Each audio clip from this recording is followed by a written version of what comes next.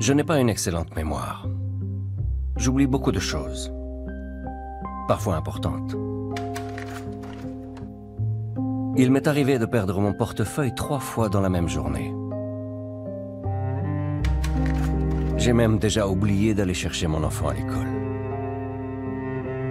Mais certaines choses restent à jamais gravées dans ma mémoire.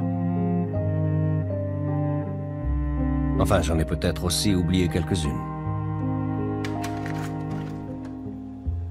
En revanche, je me souviens parfaitement du photographe à l'école maternelle. Nous devions tenir un combiné téléphonique. J'ai grandi, je me suis fait des amis et suis parti à la découverte du monde. Et je me suis mis moi aussi à la photographie. J'étais curieux, je m'interrogeais sur le sens de la vie.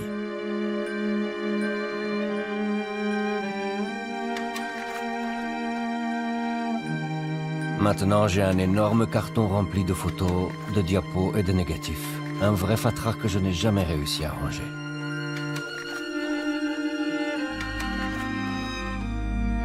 Le mont Kazbek, un des plus hauts sommets de Géorgie.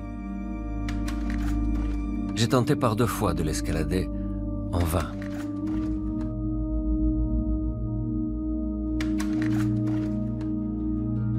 Le village de Chatili, dans le nord de la Géorgie. J'ai pris cette photo il y a 15 ans. Je m'en souviens bien. Comment aurais-je pu me douter que Chatili resterait gravé dans ma mémoire? Voici comment tout a commencé.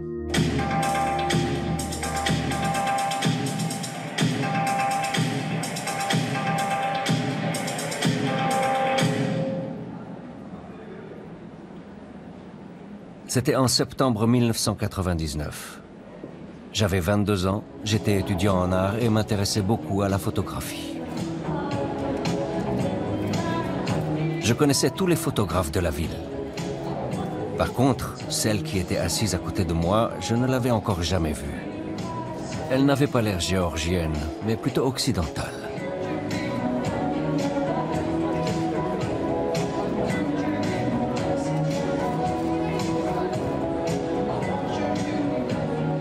Est-ce elle ou son objectif flambant neuf qui a retenu mon attention?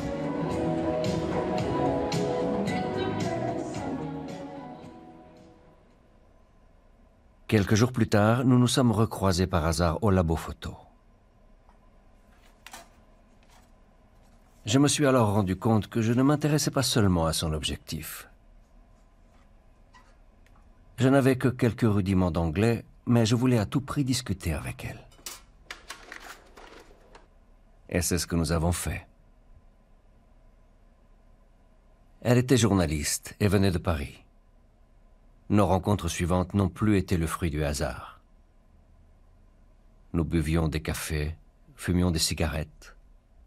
Que faisait-elle en Géorgie? Elle m'a dit qu'elle voulait traverser le Caucase pour gagner la zone de conflit en Tchétchénie. Ça m'a fait peur. Même si la Tchétchénie est un pays voisin de la Géorgie, nous n'y allons jamais. Ce n'est pas une destination conseillée, surtout pour des journalistes. Nous allions pourtant nous y rendre ensemble.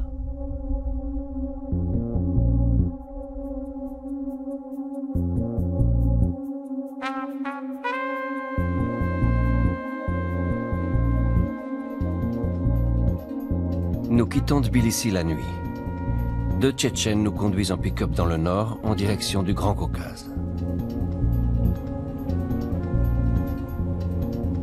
Les hommes ne parlent pas beaucoup. C'est la première fois que je quitte la Géorgie et je ne sais même pas où je vais.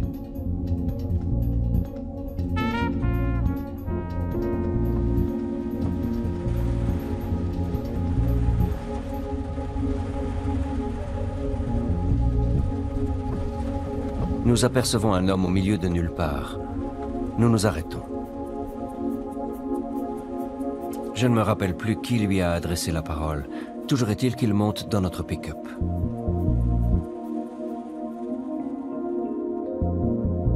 Nous arrivons à Chatili au lever du jour. Nous sommes toujours dans mon pays et pourtant j'ai l'impression de me trouver ailleurs. La Tchétchénie ne doit plus être loin.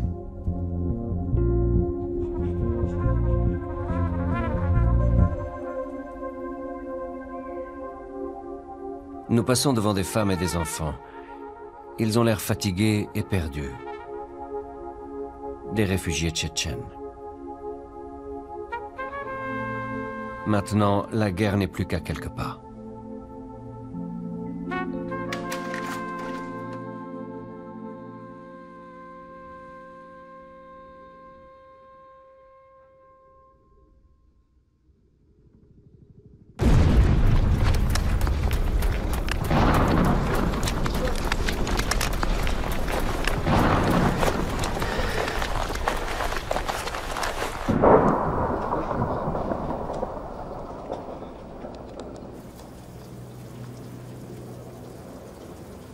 La guerre. Elle apparaît ici bien différente de ce que j'ai pu en voir sur les écrans.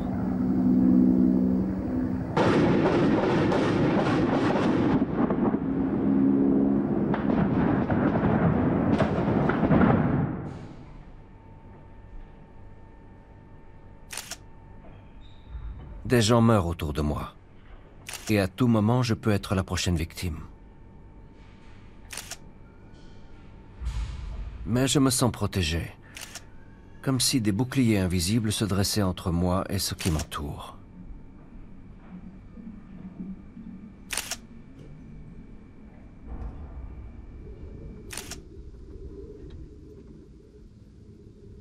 Je suis comme coupé de la réalité. Je vois tout à travers un verre, la lentille de mon objectif. Et je sais que je dois être fort. Si je m'effondre, mon séjour ici n'a plus aucun sens.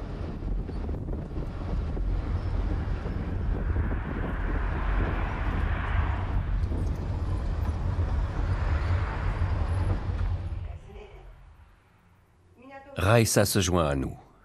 C'est une journaliste tchétchène et une amie de Françoise. Le pire est de voir des corps d'enfants qui viennent de mourir juste avant que nous ne les photographions.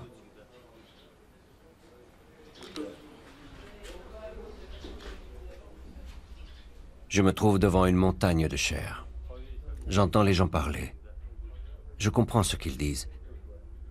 Il y a 3 morts, 2 enfants et leur père, qui a essayé de les protéger avec son corps.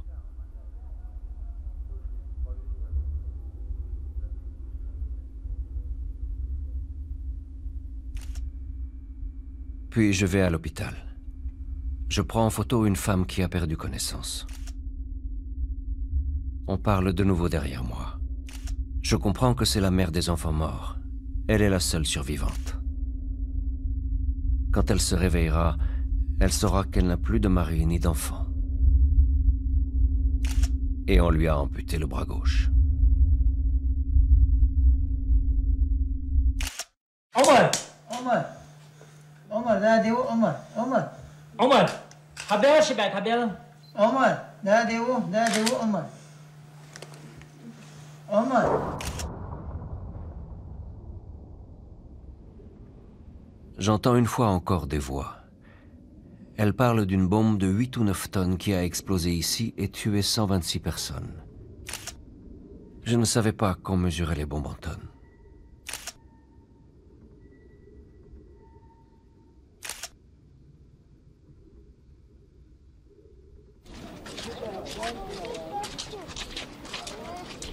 Le calme revient parfois pendant 1 heure ou 2.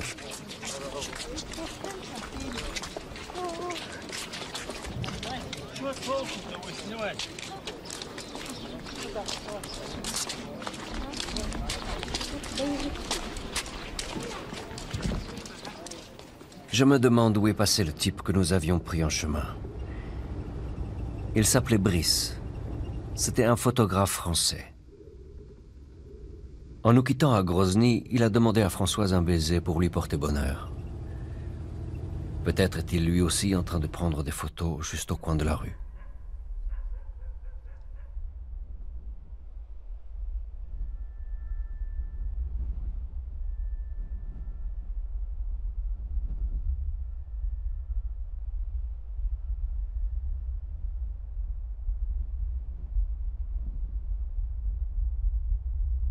Nous allons d'un endroit à un autre.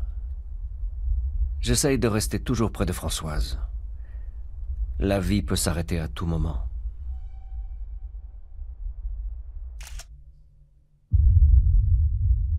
Nous passons les nuits dans un bunker, avec les combattants.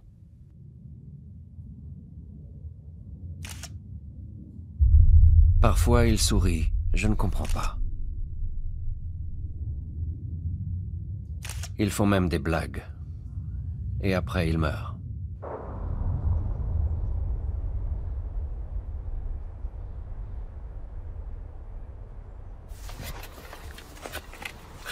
J'entends à nouveau des gens parler derrière moi. Ils disent que les hommes sont des shahids. C'est la première fois que j'entends ce mot. Ils m'expliquent qu'un shahid est un martyr qui meurt dans une guerre sainte.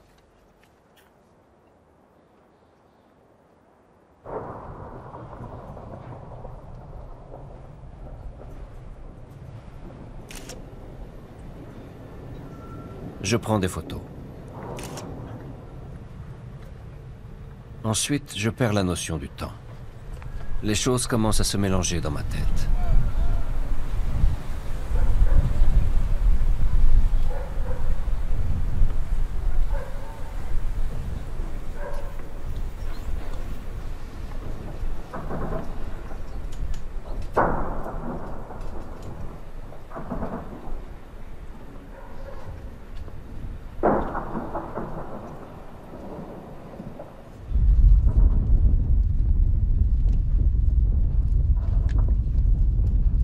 Je m'aperçois que je ne réagis plus au bruit des avions de guerre. Je sais à présent qu'on ne les entend qu'après leur passage.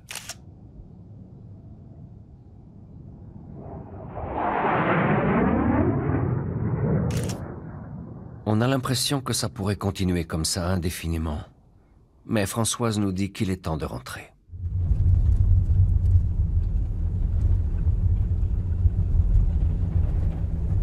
Retour en Géorgie. Retour chez moi.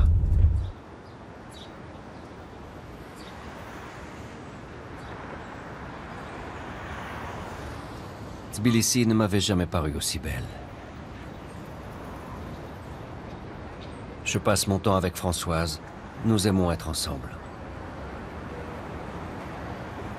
Puis nous apprenons une terrible nouvelle. J'ai été enlevé dans ce pays il y a environ 3 semaines. Je suis traité comme un chien, comme un animal. Ils viennent n'importe quand, ils me réveillent, ils sont complètement saouls. Ils s'amusent, quoi. Ils font ce qu'ils veulent de moi. S'il vous plaît, faites quelque chose pour moi. Et le téléphone de ma femme, Dana, 05 61 53.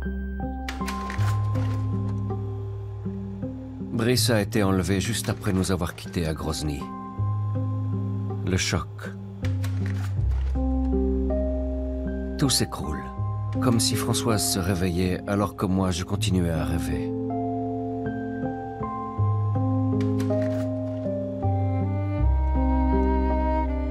Elle a sans doute compris bien avant moi que notre relation n'avait pas d'avenir. Elle devait retourner à Paris, retourner dans son monde.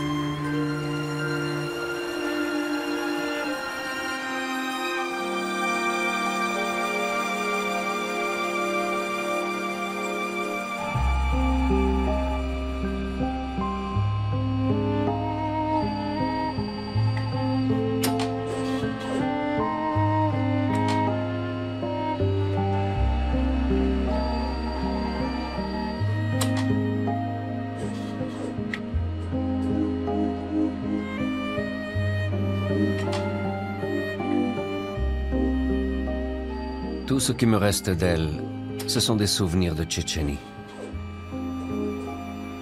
Et il me rattrape.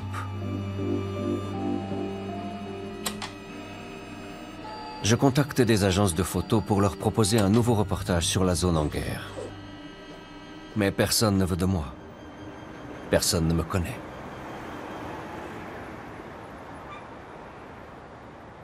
Good evening. You are about to see something unique. There's been plenty on the news about Chechnya since Russia launched its assault there 3 months ago, but very little about what it's like on the other side of the lines. Well, tonight we're going to bring you that story for the first time, seen through Chechen eyes. Raisa Torkanova is a 29-year-old journalism student. To get her film into our hands, she had to make a dangerous journey from Grozny, travelling only by night along roads under constant attack. This is the Chechen story, and we weren't there to judge it for ourselves, but the testimony is compelling.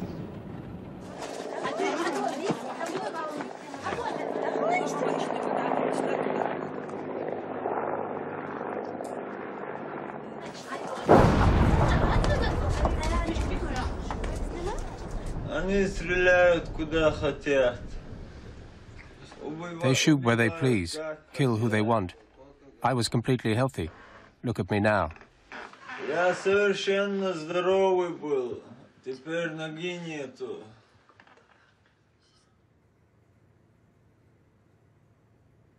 Raisa se trouve maintenant en Géorgie. C'est une réfugiée. Elle a réussi à faire passer son matériel vidéo, mais a dû laisser son enfant dans les montagnes, chez la grand-mère. Selon elle, c'est plus sûr. Elle-même a dû prendre la fuite. En tant que journaliste tchétchène, elle est une cible potentielle. Ici, à Tbilissi, elle peut vivre librement. Elle ose même sortir dans la rue sans foulard, ce qui serait impossible à Grozny.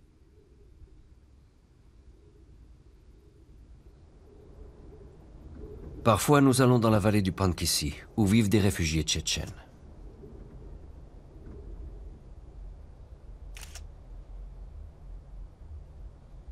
Raisa filme tout le temps.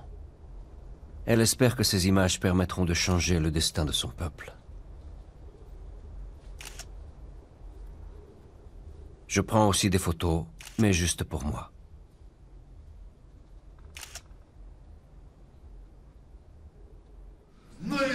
До того, чтобы на любом уровне защищать свои права законными методами, без оскорблений, без матов. Un jour, Raisa m'emmène à une conférence organisée par des Tchétchènes à Tbilissi. J'y rencontre Antonio Russo, le principal intervenant. So in a technological way they use all kind of army. We know about the vacuum bomb. Okay. Antonio est un reporter de guerre italien. Il enquête sur le conflit en Tchétchénie, mais ne peut pas s'y rendre car les Tchétchènes ont perdu le contrôle d'un col en montagne. Il a déjà couvert de nombreux conflits, notamment en Afrique et dans les Balkans.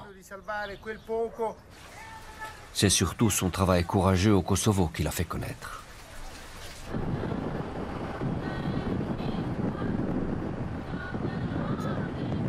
Même s'il fait un métier difficile, il paraît serein.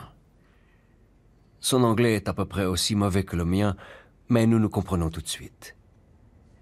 Il m'invite chez lui, où je rencontre une autre personne qui veut aller en Tchétchénie. Renzo Martens, un artiste d'Amsterdam. Il a en tête un projet vidéo que je ne comprends pas très bien. Renzo fait tourner en permanence sa petite caméra. What do you think of those romantics who go to the war? That's romantic? The romantic people that go to the war. Life is not a romantic thing. Life is something more hard.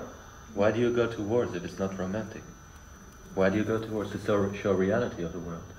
No, it's not romantic. It's only that I'm interested to know the limits, you know, limits. Limits, yeah. Of a human being. And the war is the best field. That's very romantic though. No, it's not romantic. No? But okay, this is your opinion, my opinion, it's all right. It's no problem. But when you said why you want to be in the war, I want to know this. How you could kill person in that way, as in Africa, as in Yugoslavia, as I think also in Chechnya with genocide, with filtration camp, with the massacre. We don't know exactly what is going on there. We don't know it. Antonio enrage de ne pas pouvoir aller en Tchétchénie.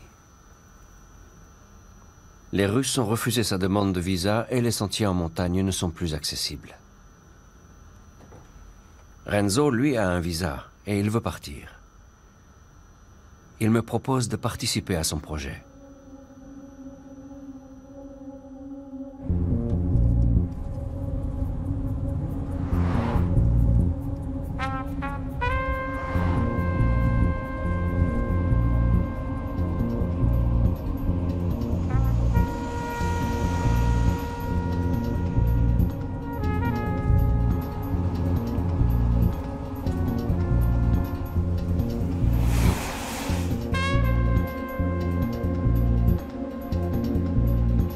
Nous arrivons à la frontière russe, mais les gardes ne nous laissent pas passer. Les étrangers ne peuvent entrer dans le pays que via Moscou, disent-ils. Et ils nous renvoient. Encore une tentative ratée. La Tchétchénie ne veut décidément pas de moi.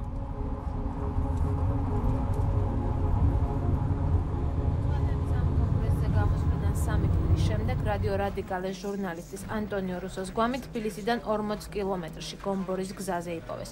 ნიკოლაძის ქუჩაზე მისი ბინიდან დაკარგული იყო კომპიუტერი, სატელიტური ტელეფონი და ვიდეოკასეტები. Avant notre départ, Antonio m'avait dit qu'il détenait des preuves sur un trafic d'armes et d'organes.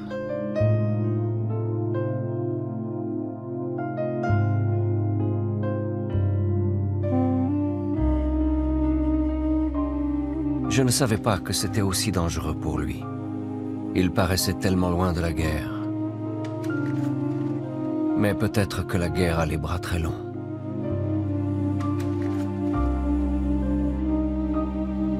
J'avais perdu un ami. Plus qu'un ami. Antonio était un homme qui avait la réponse à beaucoup de mes questions.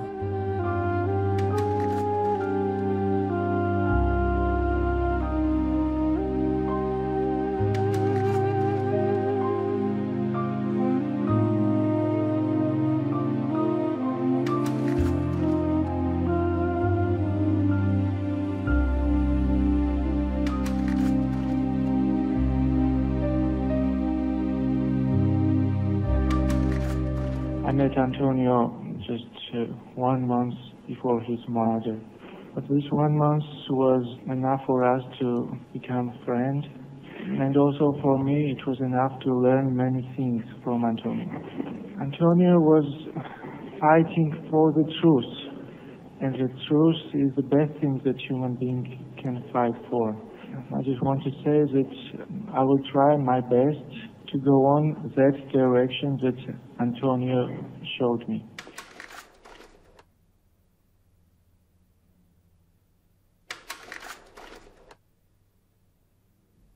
Je suis sûr qu'Antonio était conscient des risques qu'il prenait. Il a décidé malgré tout d'aller à la guerre. Une guerre qui ne cesse de me rejeter, comme si je n'étais pas assez bon, assez fort pour elle.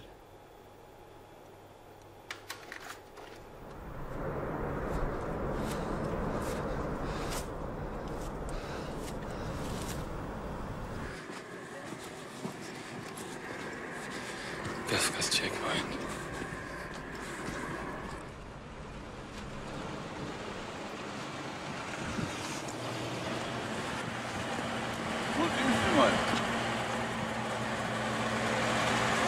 Кто вы? Я Рензо Мартинс из Голландии. А кто у нас решает? Я хочу делать как интервью в пост. Джип твой стоит? Да. Вот слушай меня сюда. Да. Если он сейчас сюда не подъедет, я его расстреляю. Сюда давай. Ты стой здесь. Давай. Я не могу вернуться. Нет, ты уже не вернешься. Извините, ну, если вы хотите, не сразу вернуться. Нет.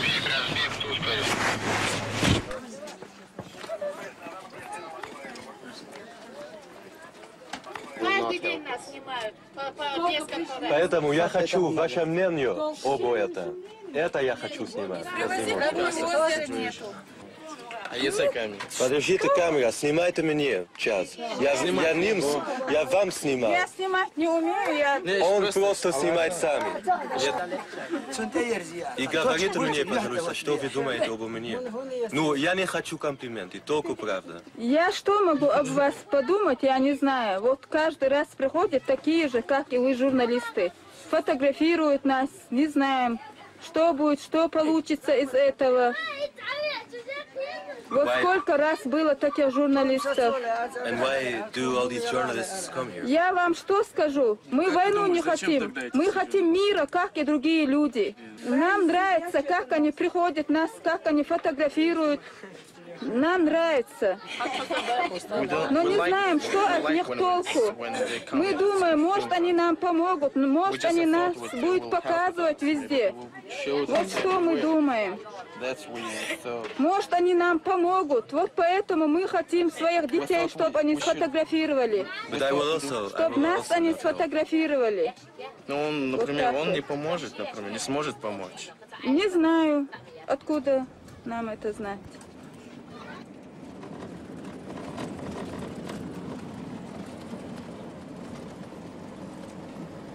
J'ai perdu le contact avec Renzo. J'étais jaloux qu'il puisse aller en Tchétchénie et pas moi.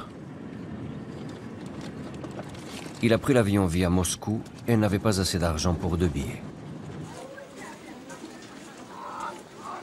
Plus tard, lorsque j'ai vu son film, j'étais mal à l'aise. Ce qui m'a le plus dérangé, c'était son scepticisme sur le rôle des reporters de guerre. Moi qui voulais justement faire ce métier.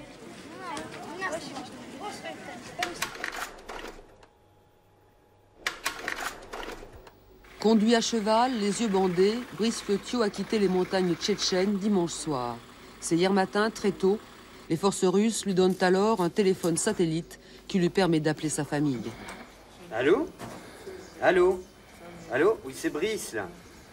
C'est Brice. C'est qui à l'appareil? Mais Dana n'est pas là, elle est au travail. Petite déception, Brice Flotio ne pourra pas joindre immédiatement son épouse.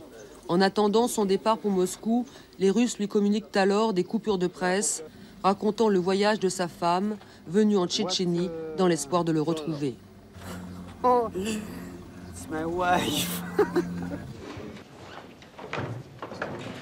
Au moins, ça m'aura peut-être servi de leçon, quoi.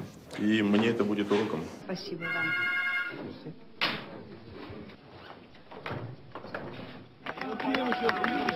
Brice Flotio vient de rentrer en France.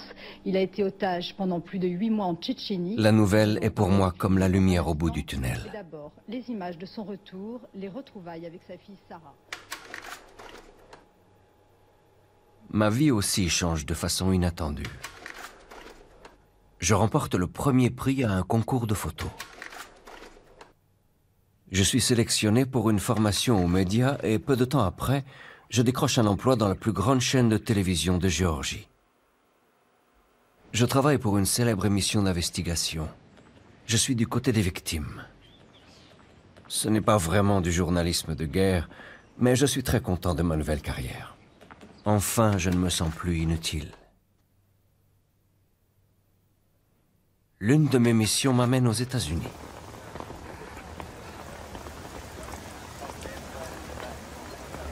Mon premier jour en Amérique, je m'en souviens comme d'une journée étrange.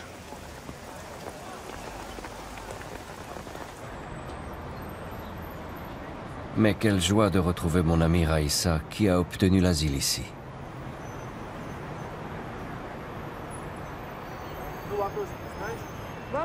J'ai demandé à Raïssa de me raconter son histoire devant la caméra, comme si j'avais peur que son image ne s'efface de ma mémoire.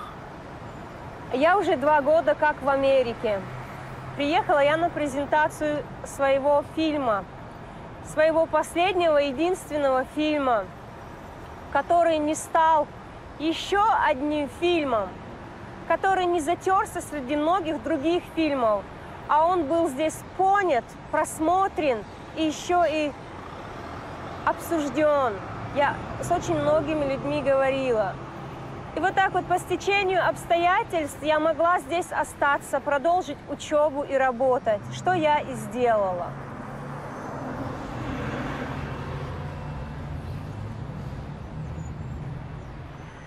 Если честно сказать, я очень плохая мать. Я не смогла дать тепло, любовь и воспитание своему ребенку. По стечению обстоятельств мне все время приходилось все свое свободное время отдавать своей работе, потому что я хотела самоопределиться, самовыразиться не для кого-нибудь, а для себя. Я все время думала, когда этот ребенок подрастет, я смогу ему объяснить, я своей дочери смогу объяснить, что я не могла иначе.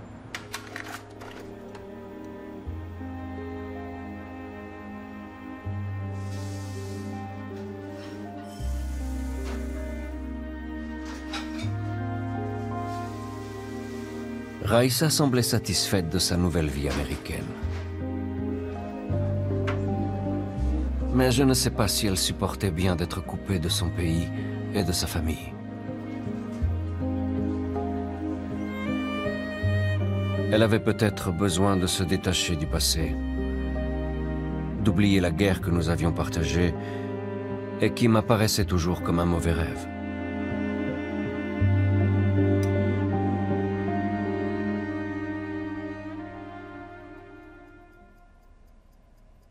Il y a une autre personne avec qui j'ai partagé la guerre et qui a disparu de ma vie sans laisser de traces.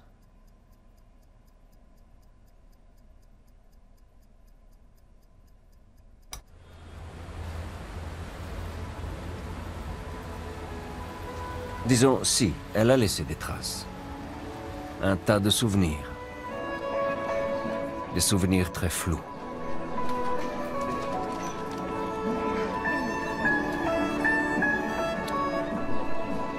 Les années ont passé, mais je porte toujours cette désagréable confusion en moi.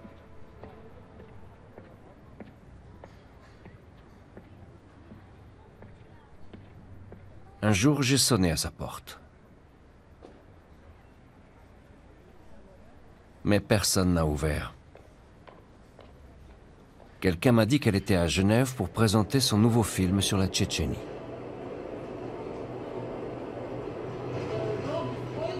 Attention, il y a des soldats russes là-bas. Il y a un problème. Vite, cache la caméra. Les militaires arrivent, ils vont la voir.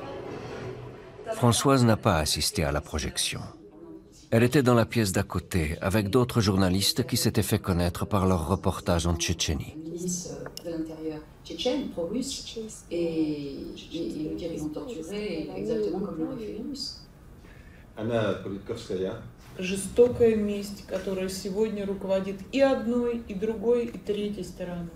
И я бы хотела сказать еще об одной важной вещи. Да, очень важно, что у нас есть комиссии по правам человека.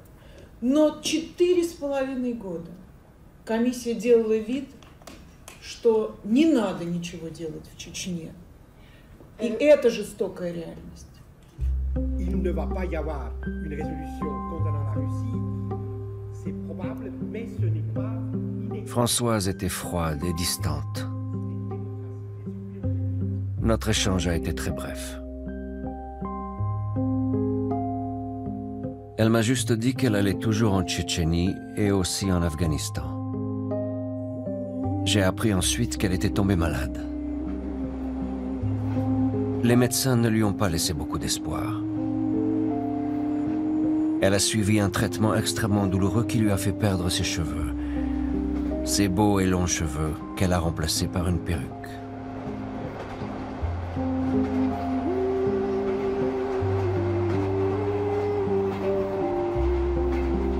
Deux ans plus tard, Anna Politkovskaya, qui était présente à Genève aux côtés de Françoise, a été abattue dans la cage d'escalier de son immeuble. Oui, la guerre a les bras longs.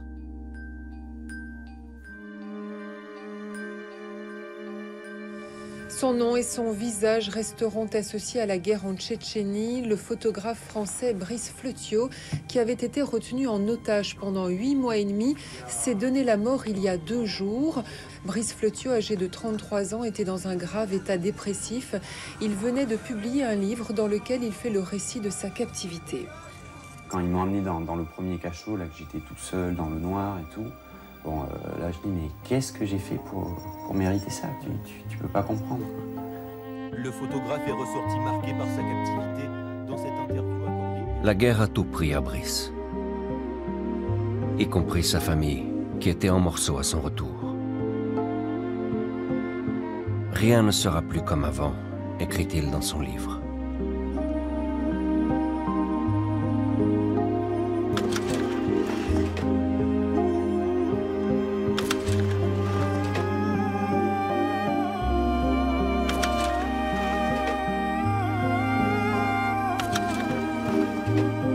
Tant de questions se bousculaient dans ma tête. Il y en avait une à laquelle il me semblait facile de répondre. Pourtant, je n'y arrivais pas. Cette question, c'était « Pourquoi partir à la guerre quand on n'y est pas obligé ?»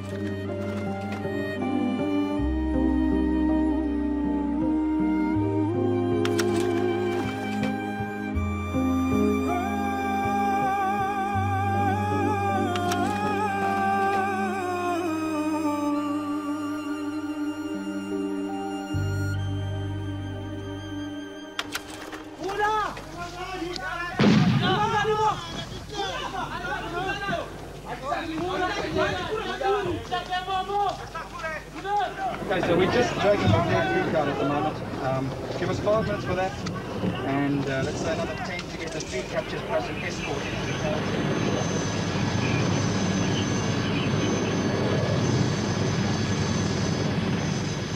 This film is about people, the sort of people who may become little more than numbers in a casualty list.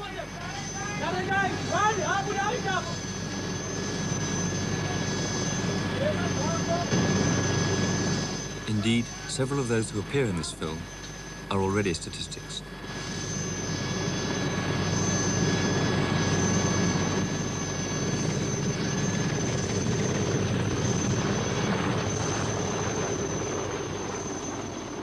L'homme qui a filmé ces images s'appelle Nick Downey.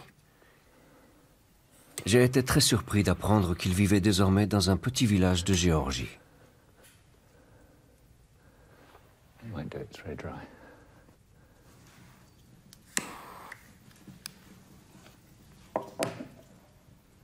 I do remember feeling there was this sort of fire burning inside me, and I couldn't put it out. I couldn't quench it, and the only way of dealing with it was to go off to these wild places and have yet one more adventure. And the greatest adventure is war. Having said that, I don't want to glamorize it. I mean, I remember once a well-known war photographer said, "You cannot take the glamour out of war," and I remember getting extremely angry when I heard that, because to me, there is actually no glamour in it. There is no romance in it. It's a very tough, very savage, very nasty business. I suspect all of us engaged in this business do it out of selfish motives. And although we probably get hooked into it in the beginning by some form of idealism, possibly, as I was, that wasn't that sustained me. That wasn't that kept me going. What kept me going was that, to begin with, I enjoyed it. Then it became, to some extent, an economic necessity. That's what people hired me to do. And it became a habit.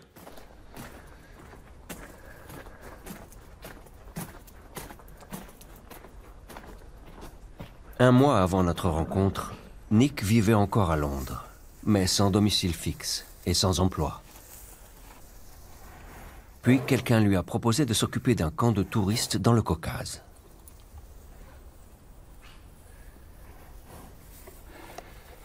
I once sat in Angola. I was stuck in the bush for months, weeks, And I sat there thinking, with nothing to do, and I sat there thinking, what is the purpose of life? What's it all about? Why are we here?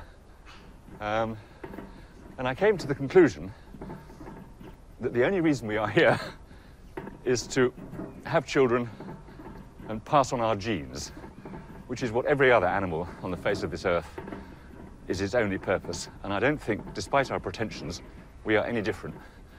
And really, once you've done that, and I have, there's not much further point in your being on the face of this earth.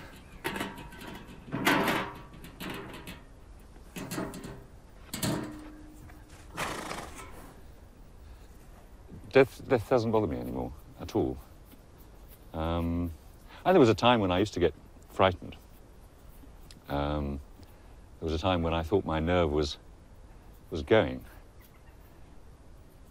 But in the end, over a very long time, I think about 18 years after I first got shot at, I suddenly realized I had completely lost all my fear of death. In fact, I lost my fear of everything. And now I can't reproduce the feeling. I actually can't make myself afraid anymore. I've tried, because it's a rather strange feeling not to have any fear of anything anymore. Not a very nice feeling. I don't recommend it. It's as if part of you has died already. But that's what happened to me.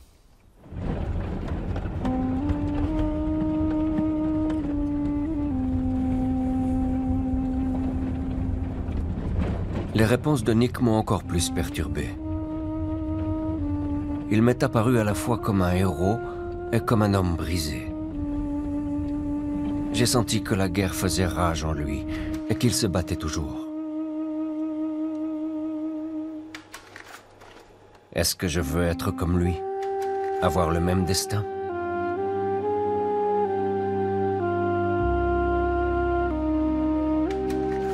Un an plus tard, je rencontre Lia.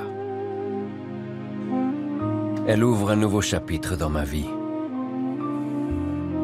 L'appel de la guerre n'a plus de prise sur moi.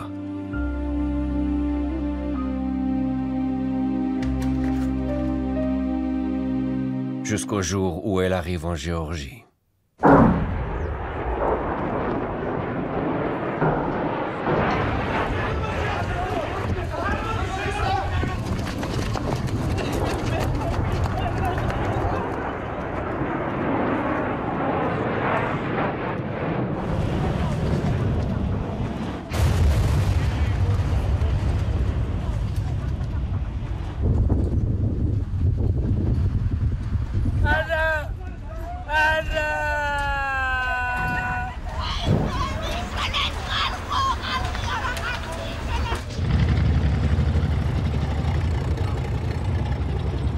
Août 2008. Les chars russes sont à 40 km de Tbilissi. Je remets ma casquette de reporter de guerre.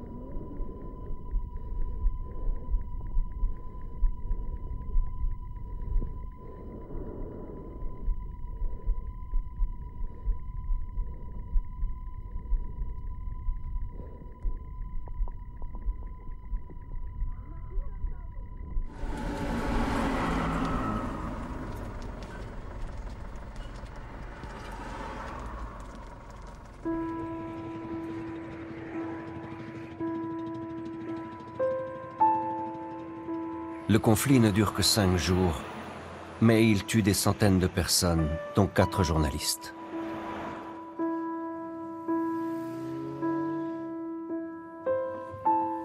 La guerre chez soi, c'est une toute autre histoire. Surtout quand son propre enfant est menacé. Je ne veux plus voir la guerre, être reporter de guerre. Je jette l'éponge. Est-ce que ça va me manquer? Je n'en sais rien.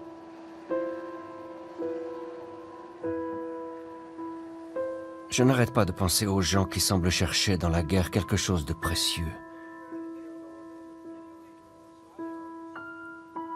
Je me souviens de Giorgio Fornoni. Il est venu en Géorgie pour enquêter sur la mort d'Antonio Russo. Dai adesso. Am ადგილას ვიპოვე ესე იგი ანტონიო რუსო და რო არ მეპოვა ესე იგი შეიძლება შეეჭავნოთ ან ძაღლებს ან ყვავებს. Nous sommes allés ensemble dans la vallée du Pankissi pour rencontrer les réfugiés.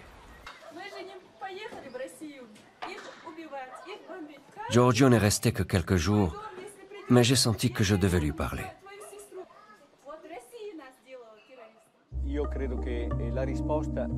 Il pouvait s'exprimer des heures, comme un homme politique, mais il savait parfaitement de quoi il parlait.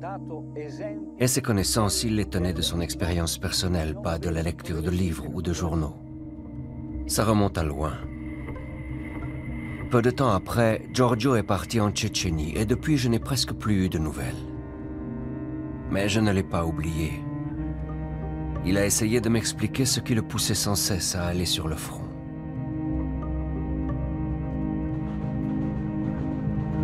À présent, je suis en route vers Bergame, dans le nord de l'Italie, où Giorgio m'attend pour m'emmener dans son village d'Ardesio.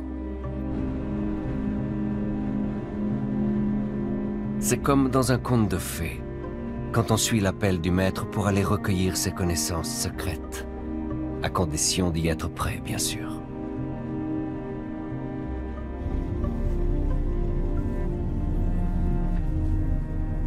Ciao. Ciao. Ah, bel cane, eh? Attento, eh? Sam, dai, dai. Dai. Dai. Dai, dai. Dai. Cuccione. Cuccia, cuzzone. Ecco. Qui dove tengo un po' le mie cose, eh? Qui è un po' il mio mondo.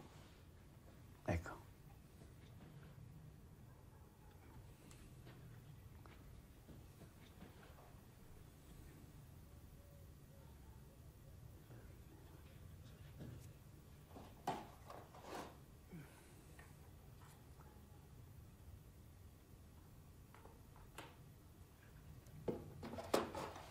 Ah, Palestina.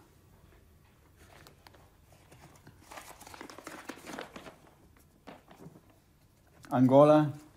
Angola. Katyusha. Oh my God. In Angola. Oh my God.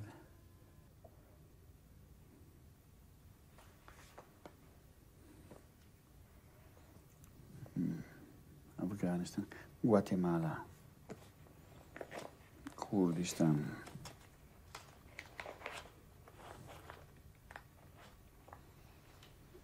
Look this, only this.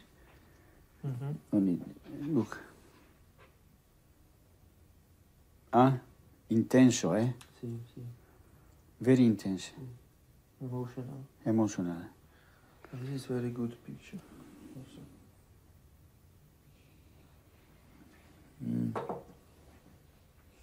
But Yes, but see, composition is see, beautiful. but important reality.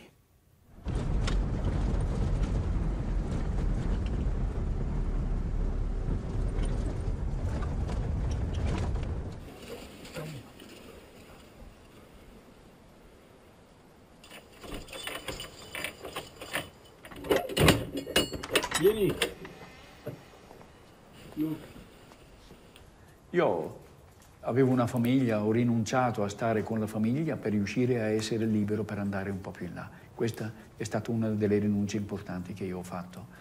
Ma un'altra cosa di rinuncia qual è? Quella a volte di prendere la vita forse troppo sul serio, perché non ho mai desiderato andare ai Caraibi, non ho mai desiderato andare in ferie in un certo posto. Per me per me necessitava andare sempre in quel posto dove riuscivo a dare un senso appunto alla vita e quindi andavo più in là. Io vado nelle guerre, vado a cercare le prime linee perché lì la gente non può barare. In guerra sei al confine, lì è tutto vero, lì non è fiction, lì non puoi barare, lì è la vita.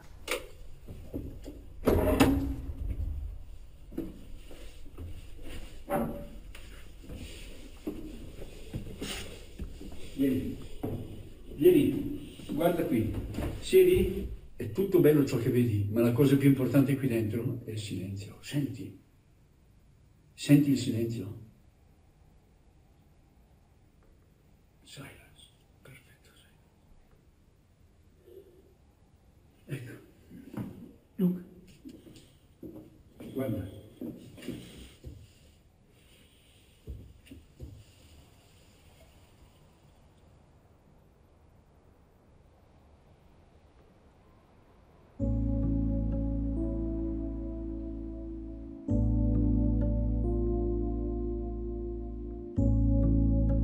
Giorgio est un aventurier de haut vol, bien plus que je ne le suis et que je ne le serai jamais. Mais sa philosophie me fait peur. Le front est-il vraiment le seul endroit où les gens ne font pas semblant? Notre vie quotidienne n'est-elle qu'une vaste supercherie? A-t-il trouvé une autre réalité, plus tangible? Je ne sais pas. Il a décidé de rester seul. Est-ce l'unique moyen d'atteindre de grands objectifs? Je ne suis pas prêt pour ça.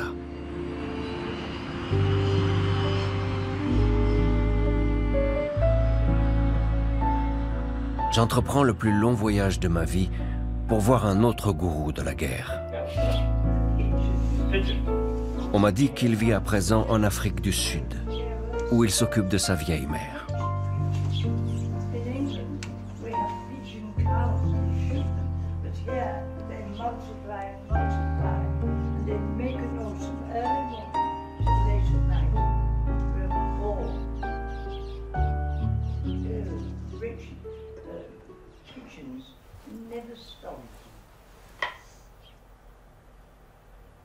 Have you come all the way from Georgia to make a film about Nicholas? Good heavens. Well, darling.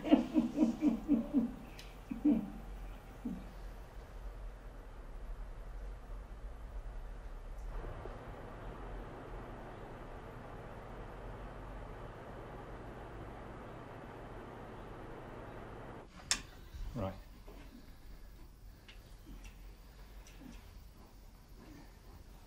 Chris is in bed. I sleep on the top floor. It's too hot at the moment. Yeah?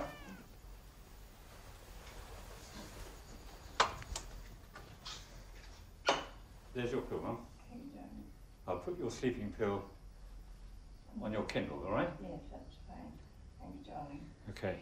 If you like to put that. Yes, I will. There we go. Okay, good night, darling. Okay, night-night. Oh, it's lovely to be See you later. I'm going to shut the door, okay? do because I don't want the other cat Yeah. coming. You know, I set out to make films about war because I felt there was something worth saying and that people would listen to it and that within given situations it might have an effect on policy or people's attitudes or the outcome or whatever. I felt it would have some value, okay? But experience taught me over quite a long period of time that I was kidding myself. So I, if you like, chose the path of unhappiness and you know, what I saw in my life were terrible things.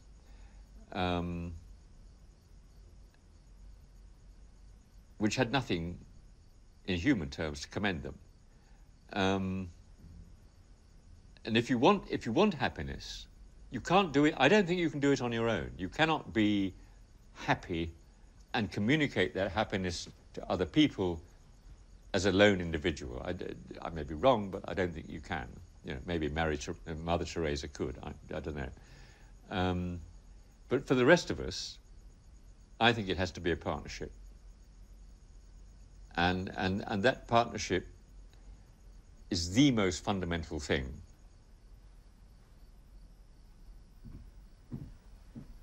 A lot of memories, huh?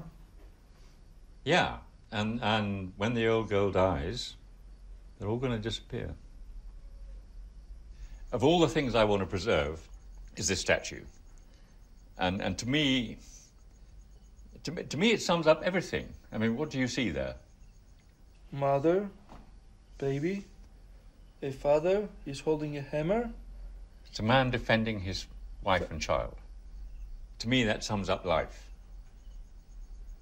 And if it was the last thing I had to sell, that would be it.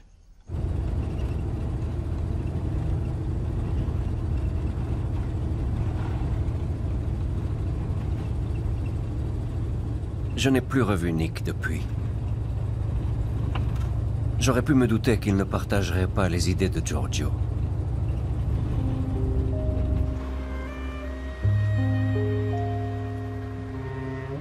Ils ont chacun dépassé les limites, mais apparemment pas dans la même direction.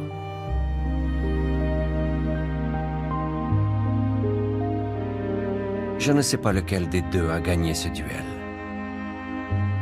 Peut-être qu'il n'y a pas de vainqueur.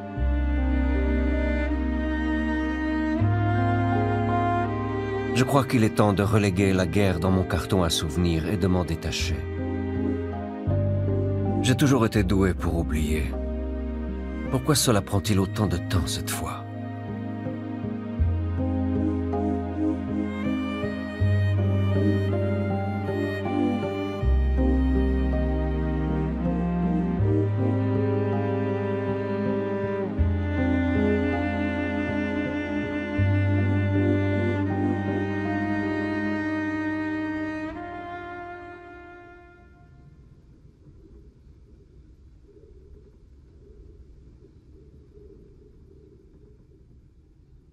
Grozny aujourd'hui.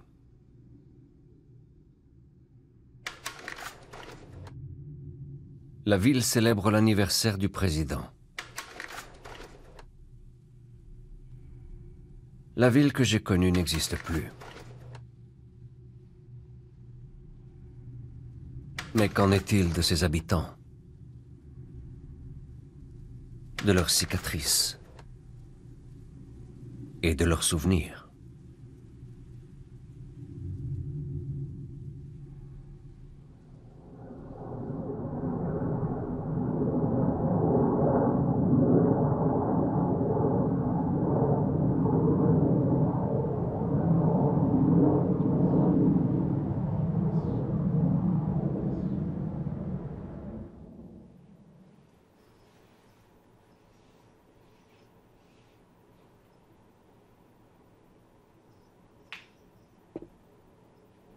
Америка для меня стала пристанищем, где я прожила много лет.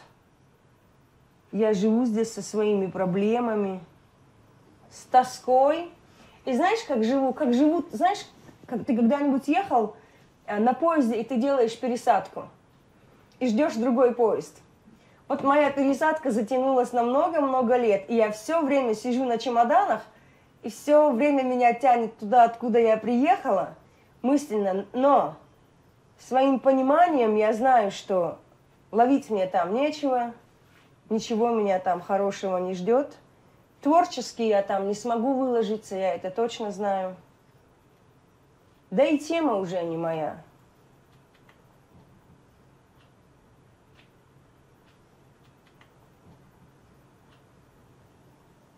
Может, ты и никогда не вернешься в Чечню? Может быть, и не вернусь. Потому что я не хочу испытывать то, что я когда-то испытала. В тот момент мне надо было выжить и сохраниться как личность. потому что кое-кому показалось, что они меня растоптали. Я-то замуж выходила. Как? Я вообще не выходила замуж-то. Замуж-то не выходила я. У нас была такая традиция, знаешь, похищать. То есть показать свою привилегию, что вот женщину можно украсть там по своей кротости. Я должна была сделать вид, что мне оказали одолжение.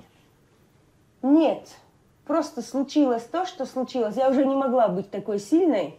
После ребенка я не могла быть уже сильной такой. И у меня была немножко моя обида внутри меня. И я должна была выжить. У меня была бы депрессия. В начале войны у меня была бы депрессия. Сильная депрессия у меня была бы. Но мне война даже помогла. Понимаешь?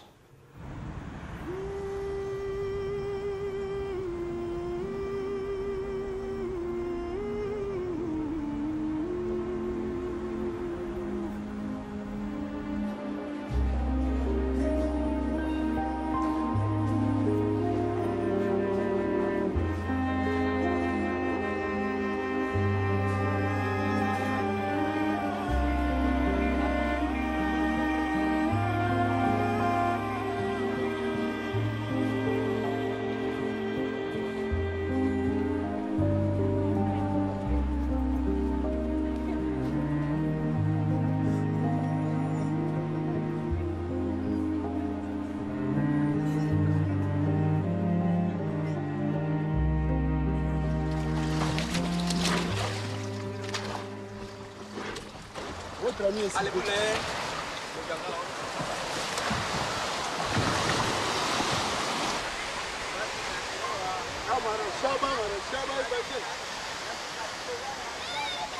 On m'a dit que Renzo avait tourné son deuxième film au Congo. Encore un pays qui souffre. Il est devenu assez célèbre grâce à son travail. Est-il désormais plus attiré par les zones en conflit? Cherche-t-il à repousser ses limites?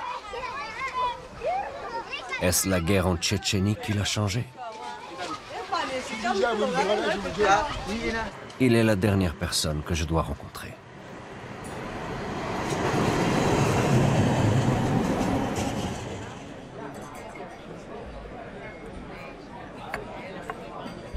Yeah. But so you asked how I was. Yeah, I'm doing fine. I work very hard these days. Much harder than when we met. Yeah. At the time, I was just lying in bed all day sometimes. We didn't work really. We were just looking around. Youth always has power. The power of innocence, the power of not knowing. You know, if you put here a guy of 27 who says, hey, I'm going to Chechnya, I'm going to make a film about myself, you'll be jealous and I'll be jealous.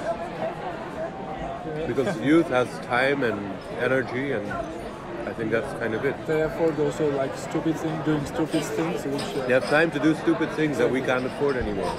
But it's fantastic to do the stupid things. Yeah. In other words, you would say you found your place. You do what you enjoy doing, and you think that's the right thing for you to do. Yeah, more or less. Yeah. Yeah. I became an artist, and maybe also a filmmaker, but certainly an artist while making the Chechnya film. Absolutely. Yeah.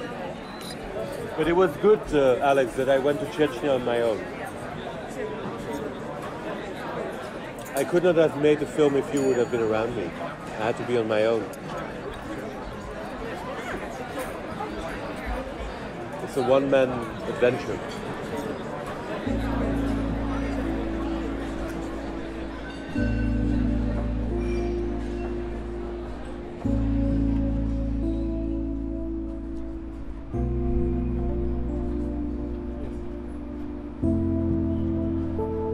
Après avoir vu Renzo, je prends conscience du temps qui a passé depuis que toute cette aventure a commencé. Je n'ai plus 22 ans. Je suis un grand garçon. Ça m'a plu qu'ils disent que la Tchétchénie l'a aidé à devenir l'homme qu'il est aujourd'hui. Est-ce valable pour moi aussi? Je pense avoir trouvé ma place dans la vie. Rien d'extraordinaire, Mais pour ça, j'ai dû entreprendre un long voyage avec de nombreuses étapes. La guerre a été la première. Je crois que la guerre est le carrefour où la route bifurque vers un autre monde. Un monde qui a happé mes amis et ne les a plus laissés retourner vers la paix.